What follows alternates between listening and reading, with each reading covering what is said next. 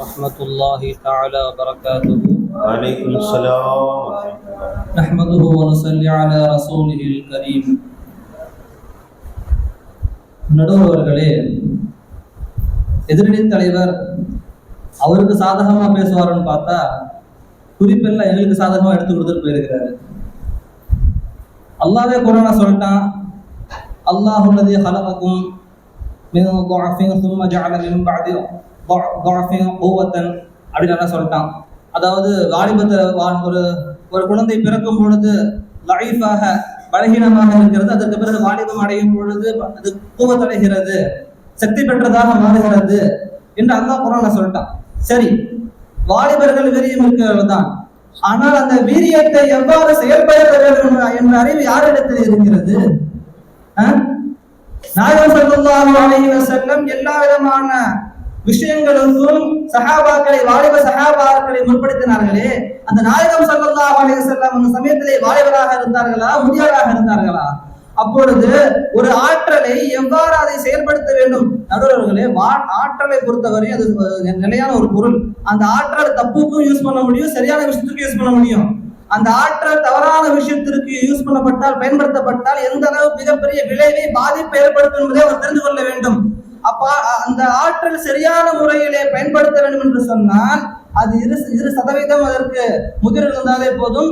அந்த 92% வாலிபர்களை சீர்திருத்துவதற்கு, சொல்ல போனா அந்த வாலிபர்களை சீர்திருத்துவதற்கும் முதிர்கள் தேவைப்படுறாங்க. அப்போ அந்த ஆற்றலை சீர்திருத்துவதற்கு அந்த வாலிபர்கள் தேவைப்படுறாங்க. அதே போல நடுவர்கள் சொன்னாங்க, ஆரம்பிக்கும் பொழுது ஜும்மா தொழிலாம் பேசுறப்போ யாரும் சில பேர் உட்கார்ந்து இருக்காங்க, நிறைய பேர் வெளியே நின்று இருக்கிறாங்க அப்படின்ட்டு. நான் சும்மா தான் கேட்கிறேன், வெளியே நின்று இருக்கிறவங்க நிறைய பேர் முதியவர்களா வாலிபர்களா? கடவுளர்களே, அப்ப எல்லாரும் வாலிபர்கள் தான். வயசான உள்ள வந்து தூங்கிடுறாங்க, பிரச்சனை இல்ல. உள்ள வந்து உட்கார்றாங்களே, அந்த மரக்கத்தாவது கிடைக்குது, அந்த மரக்கத்தோட கிடைக்க மாட்டேங்குது. அதை பார்க்கணும். அப்ப குகைவாசிகள் சொன்னாங்க, குகைவாசிகள்ட்டு அந்த சம்பவத்தை முழுசா படிச்சுட்டு பேசணும். அந்த 3 நபர்களும் முதல்ல ஒரு வயதான முதலிடத்துல மஷூரா கேட்டாங்க, நாங்க என்ன பண்றது, இப்படி நிலைமை இப்படி மோசமா இருக்குது அப்படின்னு. அந்த முதியவர் கொடுத்த அந்த ஹிக்மத்தின் அடிப்படையிலே தான் அந்த 3 நபர்களும் குகைக்கு போனார்கள். அந்த சம்பவம் குர்ஆனிலே பதிவு செய்யப்படுகிறது. அப்ப முதியவர் கொடுத்த அந்த ஆலோசனை என்பது எங்கே போய்விட்டது? அதை பேச மறந்து விட்டார்கள். பாருங்கள், தனக்கு சாதகமானவற்றை எடுத்துக்கொண்டு தனக்கு பாதகமானவற்றை அப்படி தூக்கி எறிந்து விட்டார்கள். இதுதான் இன்றைய காலத்தில் இளைஞர்களின் பழக்கமாக இருக்கிறது அவர்களே. அப்பொழுது எல்லா விஷயத்திற்கும் ஒரு முன்னுதாரணமாக இருப்பது முதியவர்களின் அந்த அனுபவம் தான் நடுவர்கள். சரியான முதியவர்கள் அமையல் நினைக்கிறேன், வழிகாட்டுறதுக்காக அமையவில்லை. அவங்க போட்ட உஸ்தாதமாக வாலிபர்கள் தான் இருக்கிறாங்க, என்ன பண்ண முடியும்? நபித்துவத்தின் வெளிப்பாடு நாயகம் ஸல்லல்லாஹு அலைஹி வஸல்லம் அவர்கள் படைக்கும் பொழுது நபியாகத்தான் படைக்கப்பட்டார்கள், அது உண்மைதான், நான் ஒப்புக்கொள்கிறேன் அதையும். ஆனால் உலகத்திலே அவர்கள் 40 வயது வரை தன்னுடைய நபித்துவத்தை வெளிப்படுத்தவில்லையே. ஏன்? தன்னுடைய வாலிபம் கடந்து வயோதிகத்தின் அவர் ஆரம்பத்திலே தான் வெளிப்படுத்தினார் நபித்துவத்தை. அதை மறந்து விடாதீர்கள். ஏனென்றால் ஒரு விஷயத்தை சொல்ல வேண்டும், அதை மக்களுக்கு எதிர்க்க வேண்டும் என்று சொன்னால் வெறும் விஷயம் மட்டும் பத்தாது, அதை சொல்வதற்கான ஒரு வயதும் தேவைப்படுகிறது. அதனால தான் நாயகம் ஸல்லல்லாஹு அலைஹி வஸல்லம் 40 வயதிலே தன்னுடைய நபித்துவத்தை வெளிப்படுத்தினார்கள். அதை மறந்துவிடக் கூடாது. அதே போல்தான் ஹுதைபியா உடன்படிக்கையிலே முஸ்லிம்களுக்கு பாதகமாகவே எல்லா உடன்படிக்கைகளும் போடப்படுகிறது. நாயகம் ஸல்லல்லாஹு அலைஹி வஸல்லம் அவர்களை விடவும், அபூபக்கர் சித்திக் ரலியல்லாஹு தஆலா அன்ஹு அவர்களை விடவும் வாலிபரான உமர் ரலியல்லாஹு தஆலா கொந்தளித்தார்கள். வாலிப வயசு இல்ல, கொஞ்சம் ரத்தம் ஒதுக்கதான் செய்யும். நாயகம் ஸல்லல்லாஹு அலைஹி வஸல்லம் அவர்களே, ஏன் இவ்வாறு நாம் பொறுமை காக்க வேண்டும்?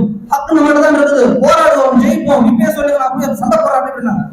அமைதியா இருக்கு, ஒன்றும் பேசல. அந்த உடன்படிக்கை அதே போன்றே முடிந்து விட்டது. ஆனால் அந்த உடன்படிக்கை முடிந்த பிறகு மதீனாவில் இருந்து எல்லா இடத்திற்கும் இஸ்லாம் பரவுவதற்கு அடிப்படை காரணமாக இருந்தது என்று சொன்னால் ஹுதைபியா உடன்படிக்கை தான். அந்த வாலிப வயசுக்கு அது புரியல. ஆனா வயதிகமான அந்த சஹாபாக்களுக்கு அபூபக்கர் சித்திக் ரலியல்லாஹு தஆலா எத்தனை வயசுன்னு தெரியுமா உங்களுக்கு? 3000க்கு அப்ப கிட்டத்தட்ட வாலிப வயசு முடிந்த அந்த தருணம் அது கிட்டத்தட்ட ஒரு 44 வயது அந்த சமயத்துல. 44 இளைஞருங்க இருக்கேன், வாலிப முடிந்த தருணம் அது.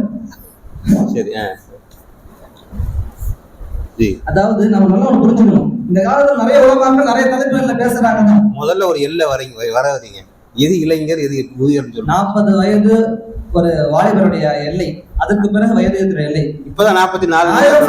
அதான் உமர் ரலியல்லாஹு தஆலா 40 முடிஞ்சு இன்னும் அந்த வாலிபத்தை அந்த வயோதிகர் ஆயிட்டாங்க, அதுக்கப்புறம் தான் வயோதிகருடைய அனுபவத்தை. ஆனால் அவர்கள் நபியை விடவும் அபூபக்கர் சித்திக் ரலியல்லாஹு வாலிபராக தான் இருந்தாங்க. அதோட எங்கு அதனாலதான் நான் சொல்றேன், அது புரிஞ்சுக்கணும். அதே போல இன்றைய காலங்களில் உலமாக்கள் நிறைய தலைப்புகளில் பேசுகிறார்கள், நிறைய விஷயத்திற்காக வேண்டி மன்றங்களை கூட்டுகிறார்கள். எல்லா விஷயங்களிலும் பேசப்படக்கூடிய பொதுவான தலைப்பு என்ன தெரியுமா? வடிகட்ட வாலிபர்களை எவ்வாறு சீர்திருத்துவது, சீரழியும் இளைஞர் சமுதாயத்தை எவ்வாறு சீர்திருத்துவது, இளைய சமுதாயத்தை எவ்வாறு காப்பாற்றுவது பேசுகிறார்கள். எங்கேயாவது உதய சமுதாயத்தை காப்பாற்றணும், வயோதிகர்களை காப்பாற்றுறது எப்படின்னு பேசுறாங்க. தேவையில்லை, பேசுறது அவசியம் இல்லை. ஏன்னா கரெக்டா தான் இருக்கிறாங்க.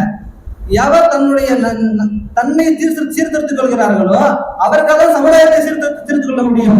வாலிப வயது என்பது தன்னை சீர்திருத்திக் கொள்ளும் வயது, சரிங்களா? தன்னை சீர்திருத்திக் கொண்ட பிறகுதான் சமுதாயத்தை சீர்திருத்த முடியும். அதனால தான் ஹாஜநாயகம் போன்ற பெரும் அவுலியாக்கள் வழிபாடுகள் எல்லாம் தன்னை சீர்திருத்துவதற்காக வேண்டிய ஹவுஸ்நாயகம் மட்டும் கிட்ட 25 வருடம் கல்வத்தில் இருந்தாங்க. நடுவில் 25 வயதிலே கல்வத்தில் இருந்து 50 வயதிலே தான் அல்லாஹ் தஆலாவின் உத்தரவை கொண்டு சமுதாயத்திற்கு சேவை செய்ய போனார்கள். அப்ப ஹவுஸ்நாயகம் தப்பா? அப்ப முதல் நம்ம சீர்திருத்தணும், அதற்கு பிறகுதான் அடுத்தவர்களை சீர்திருத்துவதற்கு நாம் முனைய வேண்டும். அதனால தான் அபூ ஹுரைரா ரலியல்லாஹு தஆலா தன்னுடைய மரண தருவிலே சொன்னார்கள், அல்லாஹும்ம லா துத்ரிக்னி இமாரத சுபியான், அல்லாஹும்ம லா துத்ரிக்னி இமாரத சுபியான் என்ற அபூ ஹுரைரா ரலியல்லாஹு தஆலா அடிக்கடி துஆ செய்து கொண்டே இருந்தார் தன் மரண மறுவரையும். ஏன் தெரியுமா?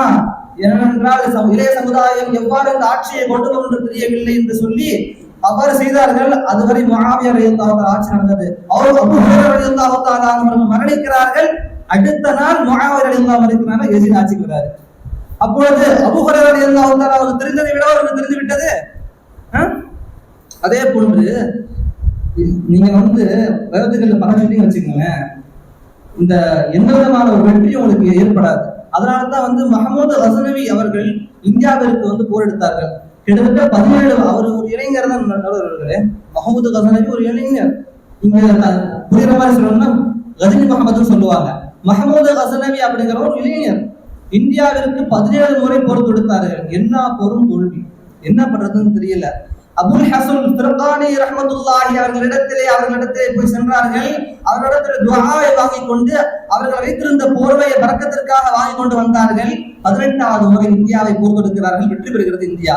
என்றால் அது யாருடைய துஆவின் காரணமாக வெற்றி பெறுகிறது? அபுல் ஹசன் ஃபிர்கானி என்ற ஒரு முதியவரின் துஆவின் காரணமாக வெற்றி பெறுகிறது. அதே போல்தான் எவ்வாறு ஒரு முதியவரின் காரணமாக இந்தியா வெற்றி பெற்றதோ, இந்த இஸ்லாமிய அரசாட்சி ஒரு முஸ்லிமுடைய ஒரு வயோதிகரின் துஆவின் காரணமாகத்தான் இந்த இந்திய அரசாட்சியம் கவிழ்ந்தது. அது என்ன தெரியுமா? ஷாஜஹான் அவர்கள் பட்டு ஆடை உடுத்தினார்கள். அது ஒரு மிகப்பெரிய சம்பவம். சுருக்கமா சொல்றதா இருந்தா, ஷாஜஹான் ஒரு வயோதிகரான ஒரு இறைநேசரை எதிர்த்தார்கள். அதற்காக வேண்டிய அந்த வயோதிகரான அந்த ஒரு நபர் துஆ செய்தார்கள். அதன் காரணமாக இந்த இந்திய அரசாட்சி இஸ்லாமிய அரசாட்சி இந்தியாவிலிருந்து வேரோடு விடுக்கப்பட்டது என்று சொன்னால், நீங்கள் வயோதிகர்களை எதிர்த்தீர்கள் என்று சொன்னால் நீங்களும் அதே போன்ற தடயங்களால் தெரிவித்துக் கொள்கிறேன். அதே போல்தான் எல்லா விதமான விஷயங்களுக்கும் நடுவர்களே முதியவர்கள் என்பது மிக முக்கியமான சமயமாக இருக்கிறது. ஏனென்றால் ஒருவன் வாலிபத்தில் எந்த அளவு தவறான செய்யலாம். வாலிபம் என்பது ஒரு கட்டுக்கடங்காத ஒரு நிலைமை. அவர் எந்த தவறு வேணாலும் செய்யலாம். ஆனா அந்த தவறை உணர்ந்து கொள்ளக்கூடிய பருவம் வயோதிகத்தின் பருவம் தான். எத்தனையோ வாலிபர்கள் கட்டுக்கடங்காமல் தவறுகளை செய்ததும் கூட தன் முதிய வயதிலே அதற்காக வேண்டி பாவ மன்னிப்பை கேட்டு பெரும் வழிமாறலான சம்பவம் எல்லாம் இருக்கிறது. எனவே முதிய வயது என்பதுதான் ஒரு சமுதாயத்தை திருத்துவதற்கான சரியான வயது என்பதை கூறி நான் விடைபெறுகிறேன். அஸ்ஸலாமு அலைக்கும் வரஹ்மத்துல்லாஹி தஆலா வபரகாத்துஹு.